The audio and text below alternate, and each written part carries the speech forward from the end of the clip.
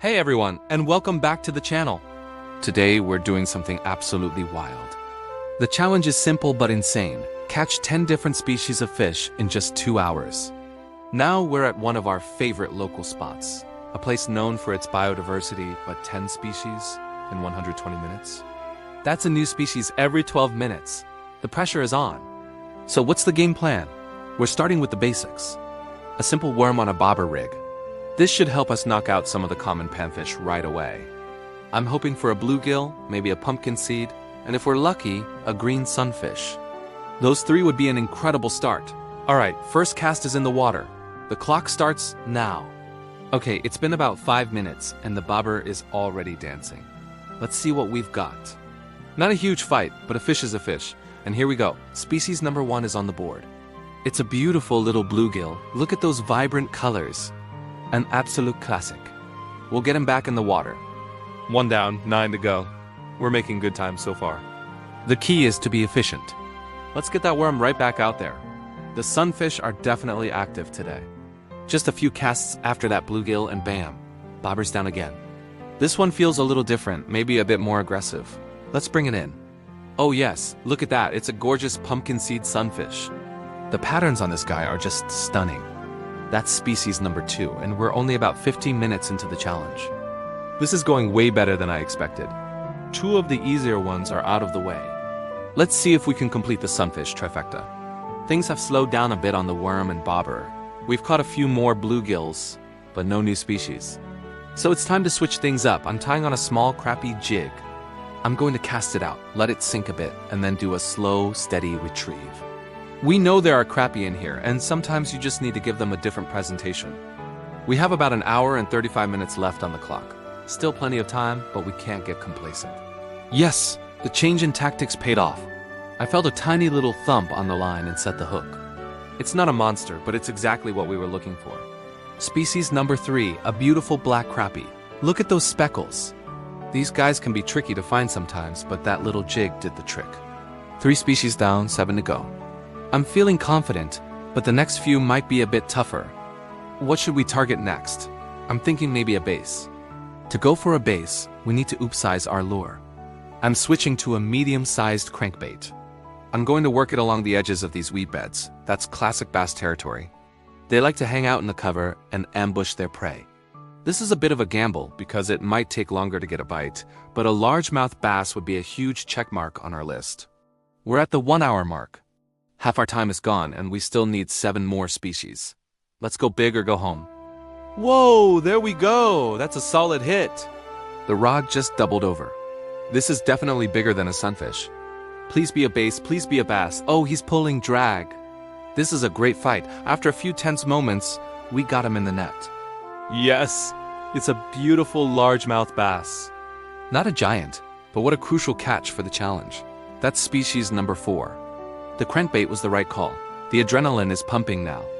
4 down, 6 to go with just under an hour left. Okay, now for something completely different.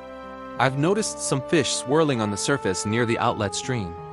I think they might be chub or shiners. I'm scaling way down to a tiny piece of worm on a micro hook. This is finesse fishing at its finest. It's delicate work, but if we can get one of these smaller, less common species, it'll be a game changer.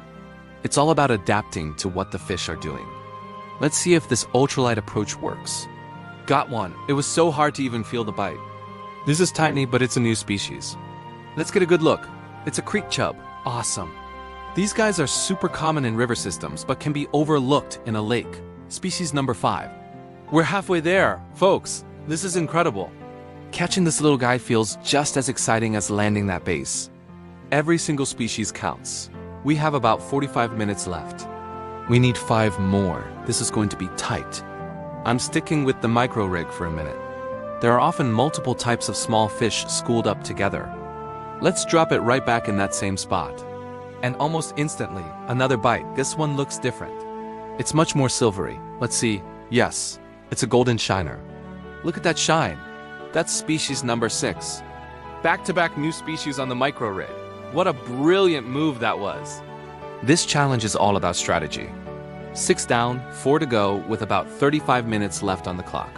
Now, we have to get creative. We're running out of the easy ones. I'm going to the other side of the pond where there's a muddy bottom. I'm putting a whole night crawler on the hook, casting it out, and just letting it sit right on the bottom. We're dead sticking. What are we hoping for? A catfish, or maybe a bullhead? It's a waiting game, but it's our best shot at a bottom dweller. The clock is ticking loudly now, under 30 minutes to go. Fish on. The line just started slowly moving off to the side. I reeled down and swept the hook, and it's solid. It's not fighting like a bass or a sunfish. It's just kind of a dead weight, bulldogging down deep. This has to be what we're looking for. Come on, and yes! It's a brown bullhead, species number 7. Look at those whiskers. Not the prettiest fish in the world, but today it is absolutely beautiful. 7 down, 3 to go. 20 minutes left. This is going down to the wire. Okay, this is where the unexpected part happened. While waiting for that catfish bite, I noticed something strange in the shallows. It looked like a long, slender fish, almost like a snake. I grabbed my small jig and pitched it over there. I twitched it once, and it got hammered. I had no idea what this was. After a quick and crazy fight, I landed it. I couldn't believe my eyes. It's a chain pickerel, a mini pike. I had no clue these were even in here. That is species number 8 and a total surprise. What a bonus! With about 10 minutes left, we needed 2 more species. Things were looking grim. I went back to the micro rig, just hoping for a miracle. I was catching more bluegills when I suddenly hooked something that felt different again. It was small but fought with a lot of spirit. I got it in, and I almost dismissed it as another bluegill, but I looked closer. It had a distinct red edge on its ear flap. It's a redeer sunfish, a shellcracker. Species number 9, a completely different sunfish species. I can't believe it. The clock showed 2 minutes remaining. We needed 1 more species. The odds were impossible.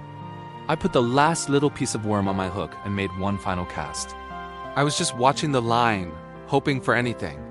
Then, out of the corner of my eye, I saw my other rod.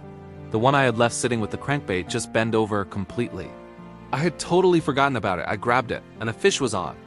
I reeled as fast as I could. The clock was ticking down. 30 seconds, 20 seconds. I swung the fish onto the bank with just 10 seconds to spare. It was a yellow perch, species number 10. We did it! Unbelievable! I am absolutely exhausted and covered in fish slime, but that was one of the most exciting 2 hours of fishing I have ever had. From bluegill to bass, from a surprise pickerel to a last-second perch. We caught 10 species in under 2 hours. That was an epic challenge. Thank you all so much for watching. If you enjoyed this crazy adventure, make sure to hit that like button and subscribe so you don't miss the next one. We'll see you on the water.